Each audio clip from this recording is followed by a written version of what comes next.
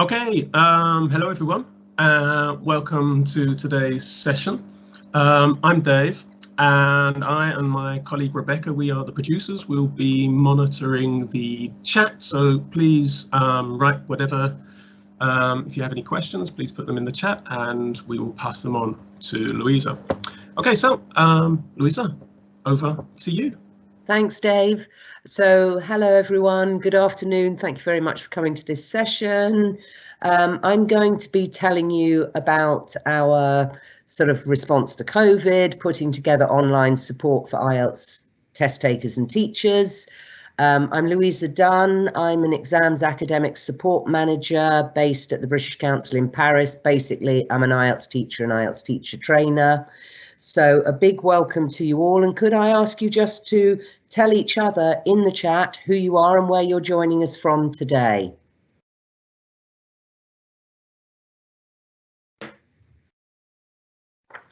Dave and Rebecca, where are people joining us from today? Just waiting for them to add their messages. Okay.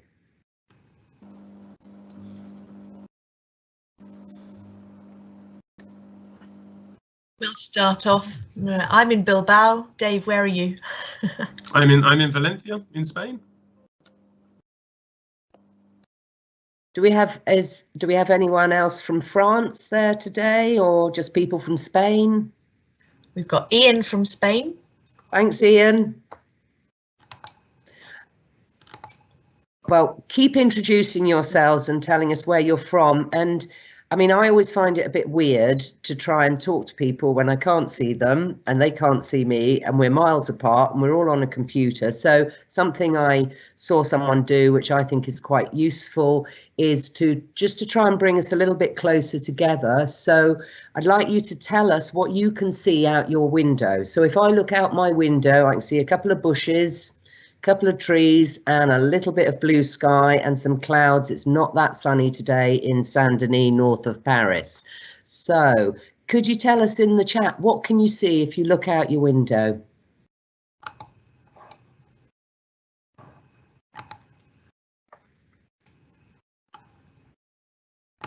Again, Dave and Rebecca, over to you.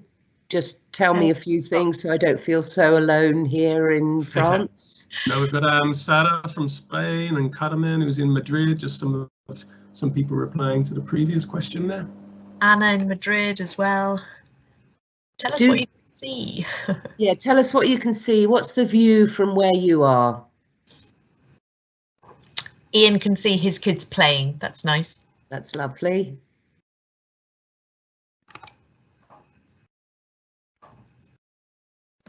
Anybody else?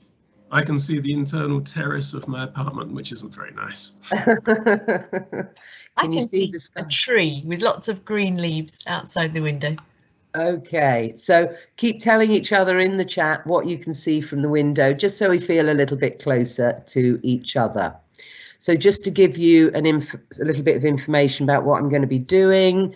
So I'm with you till 1:30. And I'm going to try and save maybe up to 10 minutes at the end to answer any questions that you're putting in the chat or the Q&A, which Rebecca and Dave will be storing up or passing on. So do put some questions in the Q&A, and I'm going to be asking you to respond to me in the chat box, but you should know that I can't see the chat box because I'm presenting. But Rebecca and Dave are going to be fielding your responses for me. So I'm going to try and tell you our story. So March 2020, the challenge that we were set, the team that I'm part of, we like to call ourselves the IELTS Avengers because you have to do something to keep yourself amused during confinement. Explain a little bit about how it works, who, what, where, when, etc., and tell you about our IELTS webinars for test takers and other resources for test takers, and our webinars for teachers and our online teacher training program. So this is our COVID response to the challenge. And the challenge, I must say, it did feel a little bit like Mission Impossible. COVID hit, the world changed, we're all locked at home, and our team were basically a group of IELTS teacher trainers and marketing and events management people. We are not particularly techie, or some members of the team are, but I'm not particularly, and nor are many of the others. We're spread across the world with the support of our tech magicians called Alla and Jenny. And we were told to create, learn how to use Zoom, learn how to deliver webinars, and start doing these for test takers around the world. I found it quite surreal. I still do, because I think it's quite difficult to relate to people in a new medium, because we can't see them, we can't touch them, we can't smell them, and it's very difficult to show emotion without using your body. But anyway, I'm sure another challenge, of course, for us was to learn to use Zoom and to prepare something that could be followed by people everywhere, because the audience is global, different levels of language, different needs, different cultural experiences. I imagine that everybody here has had challenges with COVID, so please feel free, if you want to tell each other in the chat about your challenges as I go on. Before we start, I just want to have a little quiz for you, and it's a quiz for which only one of the questions I think there's any way you might know the answer to, and there are no prizes, but please play along with me and guess how many test webinars for IELTS test takers do you think we have written since March 2020? Any answers in the chat there? Anyone willing to take a guess?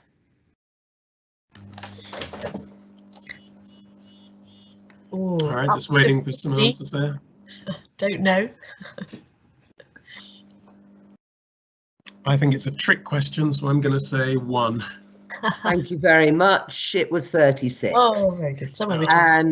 And in that period between March and December 2020, please take a guess, Dave. How many webinars do you think we gave, including webinars for teachers, self-study webinars, and webinars for test takers? Take a guess. Or anyone else who'd like to use the chat to guess? No prizes, but... Carmen says 300. How's that? Wow. Very good. And somebody else says 6. Okay, so it was 88. Thanks for guessing.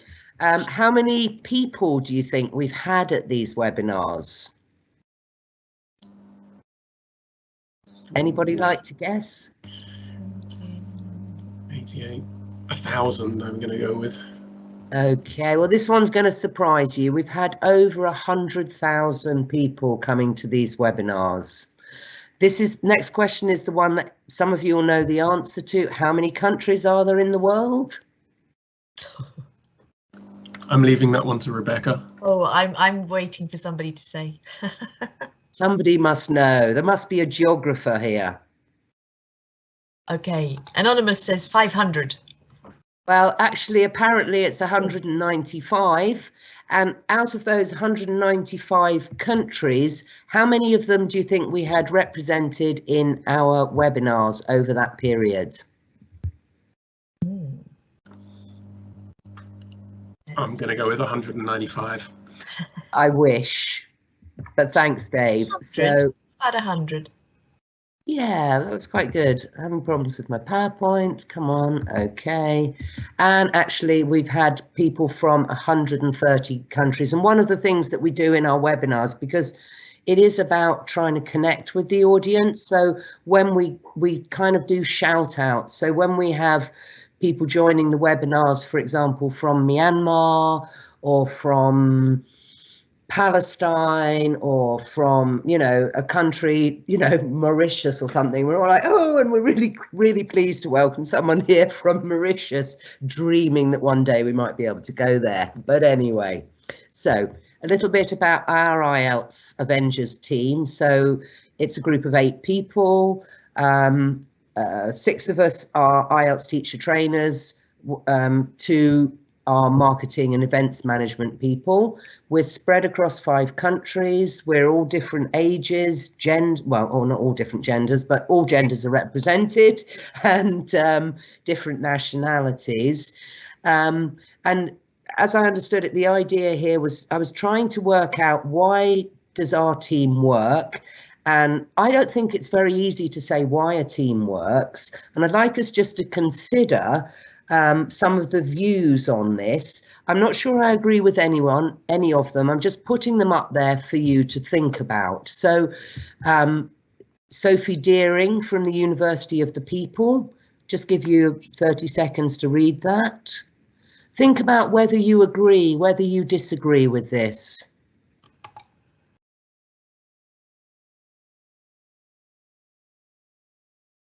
Another one for you from The Undercover Recruiter. Have a look at that one. 7 qualities of a successful team.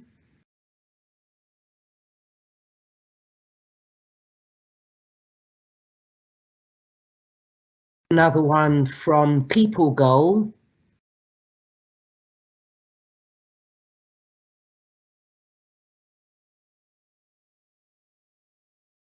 And the last one from the Harvard Business Review, which says it's nothing to do with the personalities and attitudes. Feel free to agree or disagree as you like. I'm certainly not sure myself what makes a team work, but before I talk a little bit more about what our team think, I'd like you to take a minute to reflect. A nice reflective picture there for you. So I'd like you to think of a team that you are part of, or you have been part of, that worked well. A team that does something you enjoy or you're proud of, or did something you enjoyed or were proud of. So think about a team that you're part of, and then reflect on what made that team work so well. And then I'm going to shut up and give you time to reflect. Then can you tell us in the chat what's the team that you've thought about, and what do you think were the elements that made your team work well?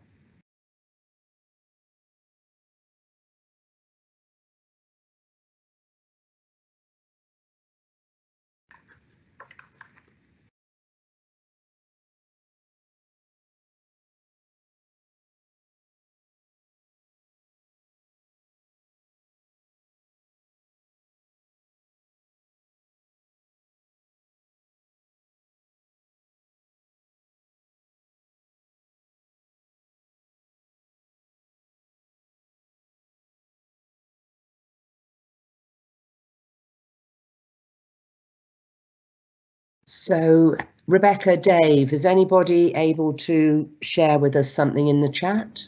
Yeah, we've got Neos here who said good communication. Getting together, having fun, sharing. More communication from Anonymous. Yes.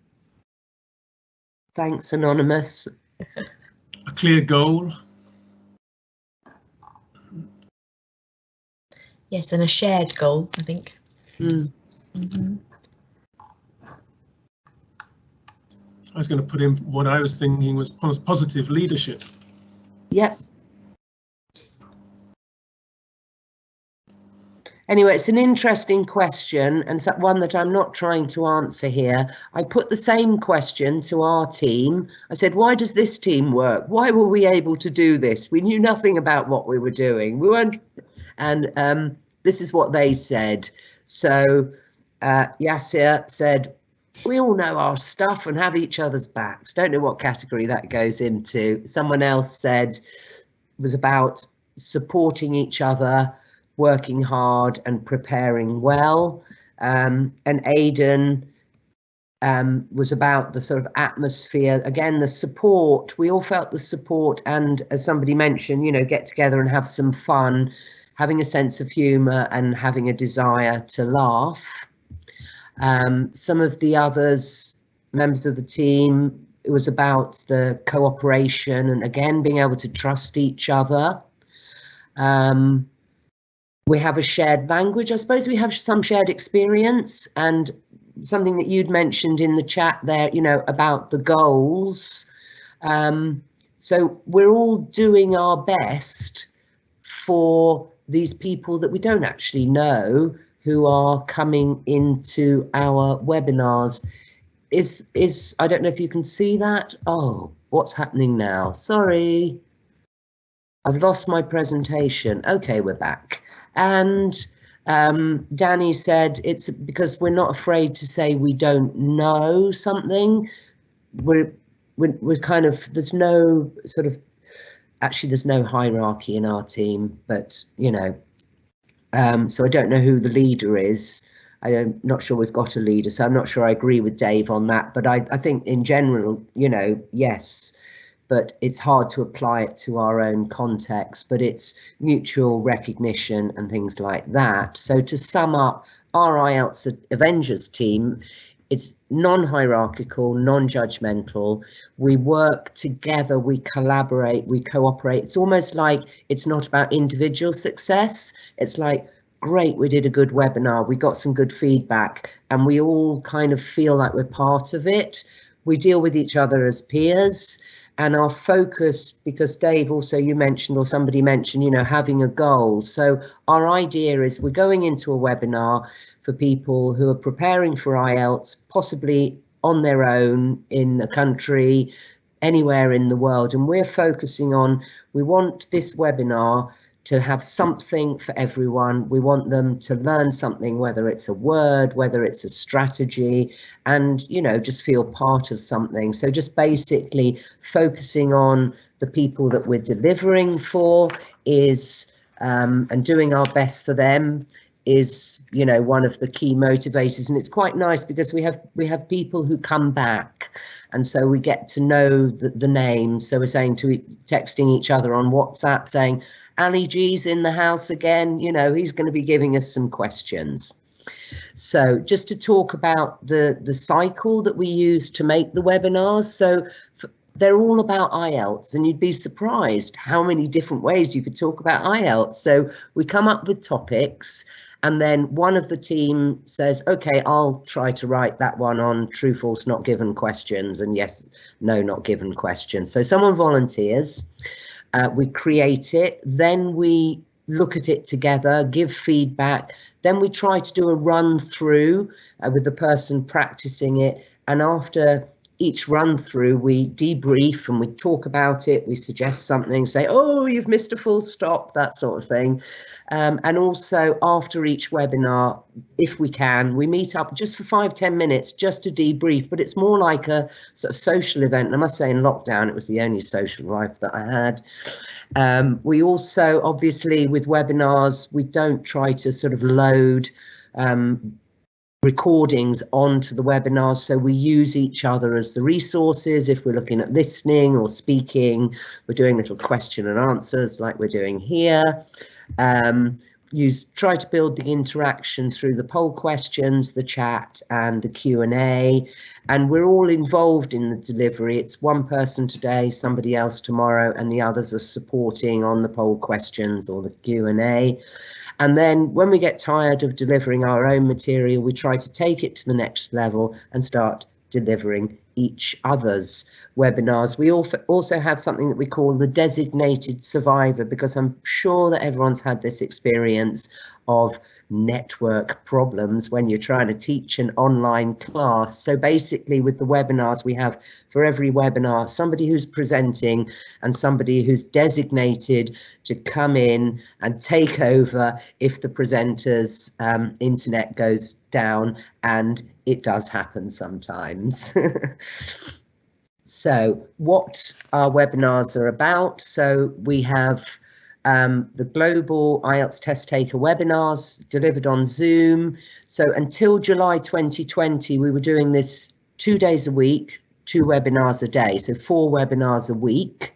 And over that period, we delivered 51 of these test taker webinars. Now we just do them on Thursdays. We have one in the morning and one in the afternoon, UK time. and we deliver webinars for teachers on the 15th of the month, around the middle of the day, except in August, because everybody needs a holiday sometimes. So one thing that when we moved from trying to do 4 webinars a week and saying, no, this is killing the team, we're going down to 2, what we did was we made recordings of some of the key webinars, which were things like the IELTS overview or IELTS on computer. So we recorded those, and we also put together study plans for students anywhere who were trying to prepare themselves for IELTS, and their study plans that they can use. There's sort of a week's worth of suggested materials and activities for each of the skills. And so this is something which is now available for your learners, or if you're as a teacher, you want to just have a look at what we did. So, you know, please just go on and you can just register on the Take IELTS website, and you get a little series of pre-recorded webinars and study packs as guides for students who are preparing for IELTS. I've talked a little bit, but I just want to check what you already know about IELTS. So another little quiz for you. Answers in the chat, please. So can anybody tell us, what does IELTS stand for? Dave and Rebecca, over to you again as people answer. Okay, we'll wait for somebody to answer, and if not, I can tell you, and I can give you my examiner number as well. Why not? No, you can't. No. Let's see if anyone can tell us. It's quite long, so it might take a little while for someone to type it all in. Oh yes, in fact, all of these questions have rather long answers. I didn't think about that. Okay. Well, I'll answer that one. Yes, we've got Anna saying, where are we? International English Language Tests. Not sure about the S, but that's a good.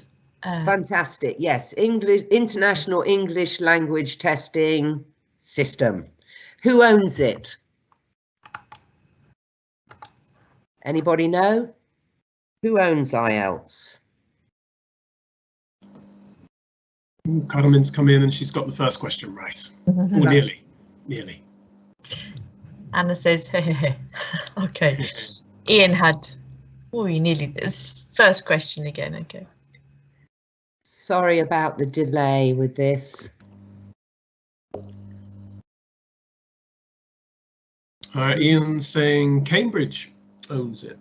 Okay, so Cambridge owns a third of it. That is correct, but there's 2 other people who own the other 2/3 or institutions.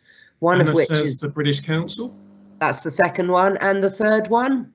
Not sure anyone's going to get this one.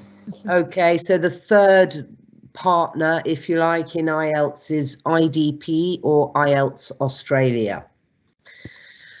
And so that's the IDP is the International Development Program or something in Australia, and together with some Australian universities. How's IELTS delivered?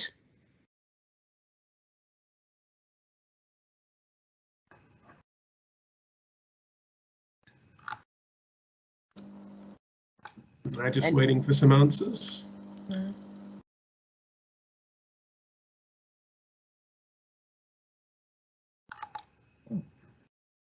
Ian's still answering the one before.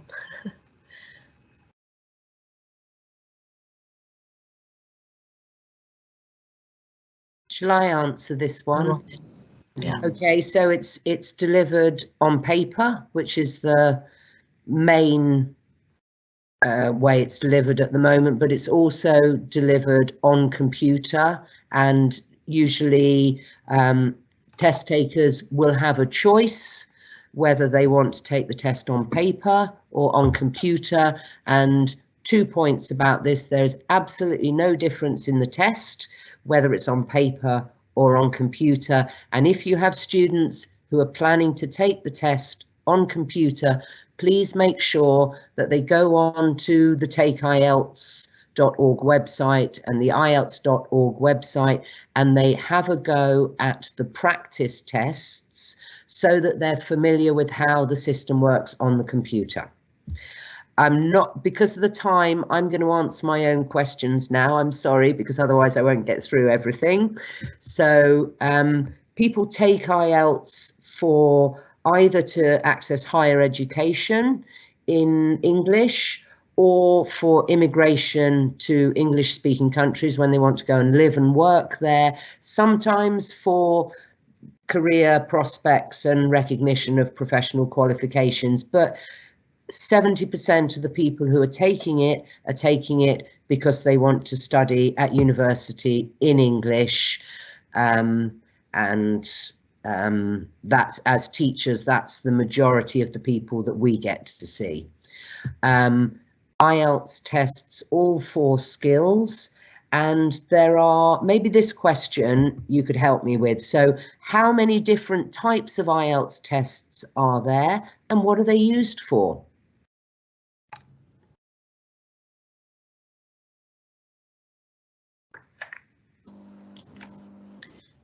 While people write their answer to that, by the way, Anna and Carmen gave us the right answers for your question number 3. Thank you, Anna and Carmen. Again, I think with the delay, I'm going to cut in and just answer my own questions.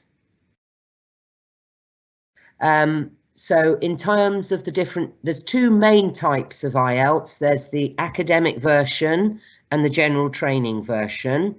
So the academic one is used to access the universities, and the general training is used for people either who want to go to do vocational training courses or people who want to emigrate to an English-speaking country. And then there's another little set of IELTS life skills tests, which are only listening and speaking tests. They're at A1, A2 and B1 levels, and they're only used in the UK for different types of UK visas like spouse visas, settlement visas and citizenship. But most of the students that you'll come across who want IELTS, generally they'll want the academic, and usually they'll want the main IELTS, the 4 skills test. So we, as an Avengers team, we were trying to think about, so what do the test takers need to know? What do we need to put into our webinars? And we came up with a list of sort of key elements that we wanted to make sure people were aware of, so that they understood the format and the timing of the IELTS listening test, that they had the listening skills and strategies, that they were aware of this need to pay really careful attention to instructions, because for each set of questions in the IELTS listening test, the instructions change. So we need to draw the students' attention to check the instructions for the exercise before you start answering the question. Obviously, in the listening test, one of the key skills is using what they're given and using the 1 minute or 30 seconds of time that they have before the listening starts to predict from the context and from the language around on the answer sheet, what are they going to listen for? What information are they listening for?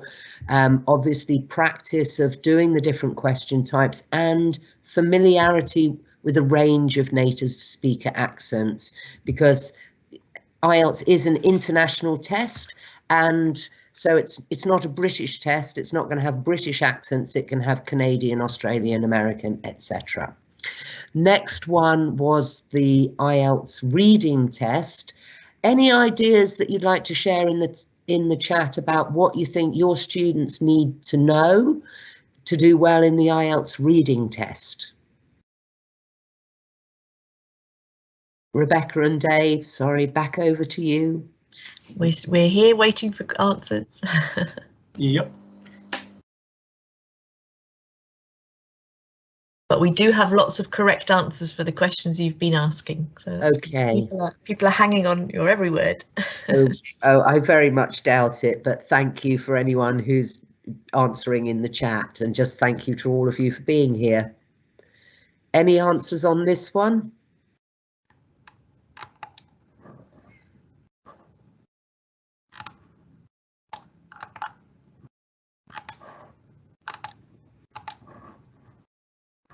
Okay, I'm sorry, I'm just because I want to get through stuff, I'm going to take over myself. So very similar to the reading, they need to understand the format and the timing.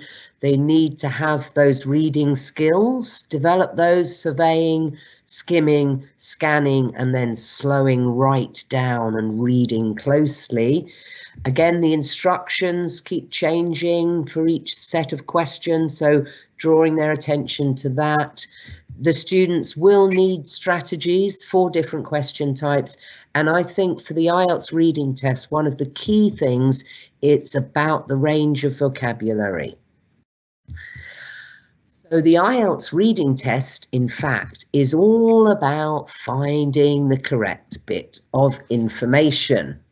So that's fine, but when we're dealing with a global audience, we had to find some kind of metaphor or picture to try and explain this to them and keep ourselves amused. So I'd like you to look at this picture. So please tell us in the chat, what can you see in the picture?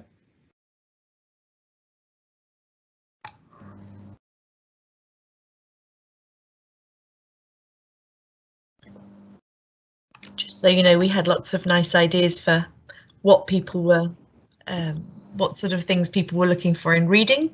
Mm. So would you like to read some out, Rebecca? Yeah. Ian said searching for keywords. Carmen said types of question. Anna said same as before and strategies on how to deal with different exercises. Ian said skimming. So we had lots of ideas there. Yeah. If anybody's writing about this, is it a field? Is it a loch? Don't know. Okay, Ian says mountains, a lake, bluish sky and clouds. Thank you very much, Ian. Next question, can you see under the surface of the lake? Carmen, lake and mountains. Yep. But we can't see under the surface, can we? No. No. No. So the surface of the lake is very large, but hidden below it is the treasure, and the treasure is the answer to the questions. And reading skills in IELTS are all about finding that treasure as quickly as possible.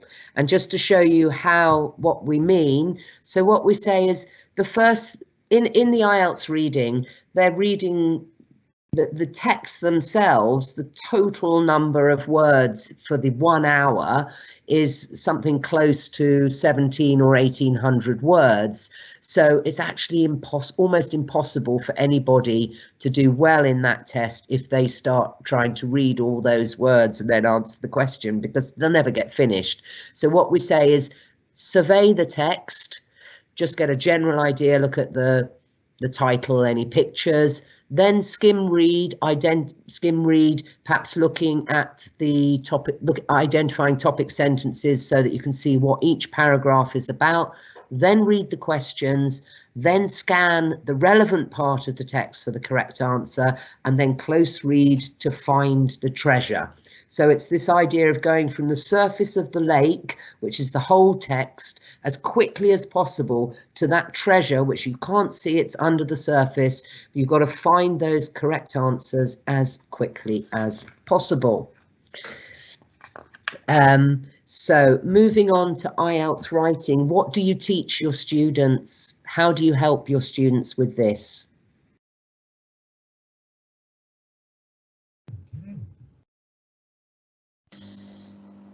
I know from experience this is one of the toughest parts for a lot of test takers. Yeah. Also, when you have a group who haven't been studying together for much time, or on a webinar, you don't know what they're where they come from. Ian says format. Yes. And Anna says, again, different parts of the test. Yes. So I think that's, I mean, also the format, also the criteria. I mean, I'm a fan of, there are the public marking criteria for IELTS. They're up on the websites, and if you're working with students trying to help them with their writing for IELTS, please use the criteria, use them, make sure as a teacher that you're familiar with them, but also share them with the students. If necessary, simplify them a bit, because the language of the criteria is not very accessible except to higher level students, but they need to understand what the examiner's looking for. They need to understand and answer the question. They do need some understanding of academic writing conventions, and they need to go through the process of identifying the question, then brainstorming, planning and writing a well-structured essay. And of course, that range of language that they're able to use, that's what's going to help them get the scores they need in IELTS. So, the next one of those criteria is about coherence and cohesion. And again, it was a challenge for us. So how are we going to represent these visually? So again, we went for a picture. So I'd like you to tell me, what can you see in this picture?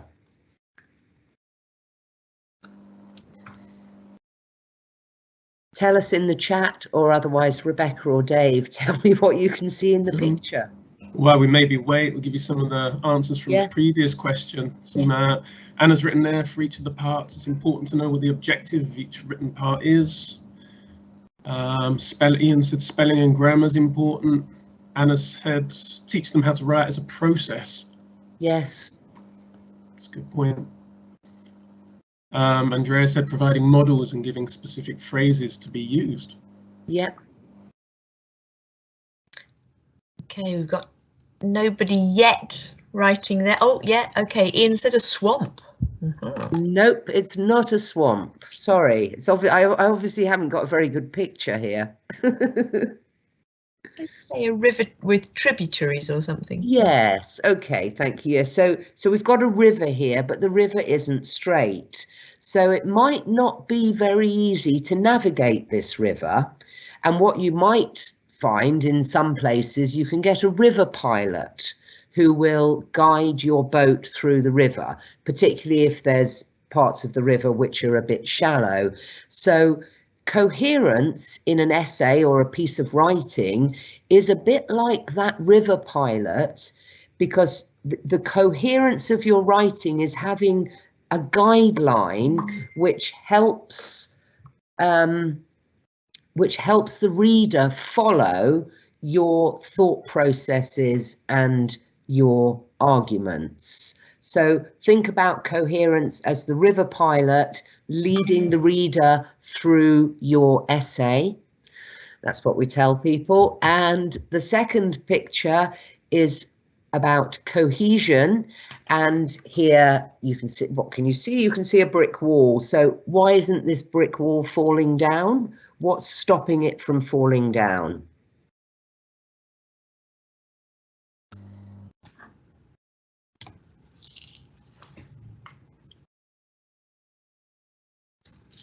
Just waiting there for any answers. We did have a lot of people talking about meandering rivers with tributaries for the one before, so. Good. Well, as long as everyone can see their own chat, each other's chats as it comes in. I'm just moving ahead because I know I'm going to be out of time if I don't. Cement, concrete, used to Thank you, thank you. And the cement or the concrete or the mortar, it holds the bricks together. So the idea for the students is that cohesion in writing is words and expressions that bind your writing together in the same way that the cement keeps the wall up, hopefully. So on to the speaking test. Same sort of things, really, isn't it? They need to know how long each part is, what happens in the 3 parts in the IELTS speaking test and what they're expected to do. And obviously they need to practice it. Again, the IELTS Avengers think that it's very helpful for students to understand how their speaking is being assessed. And it's a useful tool for us as teachers to point out, yeah, you're your speaking is very good, but you need to perhaps work on, perhaps work on your fluency, try not to hesitate so much, or perhaps on the other side, try to slow down a bit, because sometimes students try to talk as fast as they can and actually it's not helpful. So, take your time, and it also helps them to feel a bit more relaxed in the test. They need to understand and answer the questions fully. They need, again, those to practice that brainstorming and planning for part 2 of the IELTS speaking test. And again, as always, that range of structures and vocabulary. So, just to sort of tell you about some of the support that we have for your students if they're taking IELTS. So we have these free test taker webinars every Thursday. They're at 9:30 and 3 p.m. UK time, and that's the link to send them to register. So they have to register for each webinar, and then they receive the Zoom invitation, and they also receive a recording of the webinar 3 days afterwards. And that's well, they don't receive the recording, they receive an email with a link where they can go and watch it again, and that's valid for about a month. Rebecca, did you want to say something? No, sorry, I was just saying that we'll put this into the virtual hall later on, so people have that link. Thanks. Yeah. And our team has also reworked and is in the process of redoing the IELTS Prep app, and that's a little picture of it you can see on the right. So this, again, it's free, it's available in the App Store, and it has exercises and practice tests, and it's just a useful thing because people can put it on their phones and be preparing for IELTS while they're on the bus going home. So, lots of free things there. And there's also some extra practice tests which are available for a very small fee. If there are free practice tests and then some extra ones which aren't available anywhere else. The British Council has put together an online course for IELTS students, which is hosted on FutureLearn. The first week of that is free, and then if they want to carry on for another 2 weeks, then again there's a small fee for it. And of course, on our Take IELTS website, there's a whole section with practice material and advice and information for your students about the exam. And I mean, I've reached the stage now where I don't want to tell my students about the format of the test. I'm like, here's the website, go on the website, go and find out, and then get them to come back and tell you about the format of the test. That would be my recommendation. Anyway, so, free webinars, the app, and the FutureLearn course, and what's on the website. We've also developed over this period some online IELTS teachers workshops, which we've done 71 so far for 228 teachers, and those are organised through the British Council. So if that's something that come to our webinars for teachers, and if you're interested in this, please contact your local British Council about it. And also for teachers, we've got an IELTS teachers Facebook group, which is very active. Again, something free that you can join. So if you have questions about something, you can put questions on to the group, and there are also lesson materials that people are sharing and things. So that's a good source. And there's also our IELTS teachers newsletter, which you can subscribe to on the Facebook page, and that comes out once a month. And we've got our IELTS webinars for teachers around the middle of the day on the 15th of every month.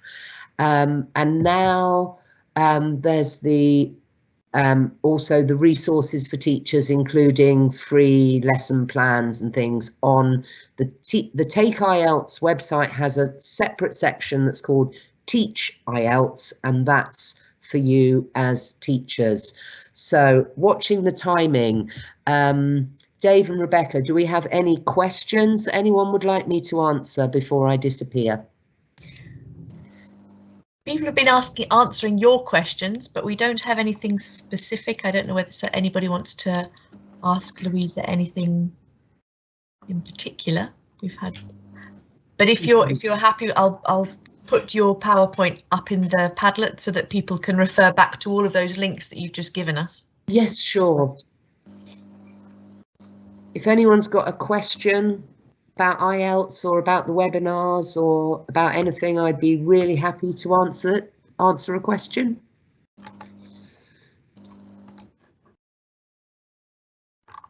Okay. Anna says she'd like to say thank you for your presentation. Well, thank you, Anna, as well, and everybody for coming to the presentation. Yeah.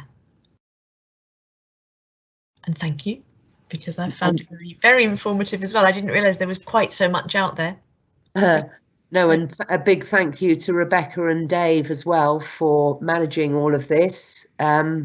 So if you want to contact me, that's my email address. But as Rebecca said, you're going to put the presentation up in some kind of space. So I need to send it to you to do that, do I? Or okay. Send it to me and I'll put it up. That's brilliant.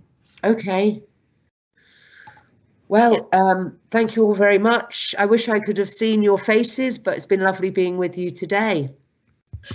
Thank you very much. And thanks from everybody who's been there. Concrete says thank you. How's that? Very good. Thank you. Have a good afternoon. Have a good conference, everyone. Stay safe. Thank you very much, Lisa. Bye. Bye.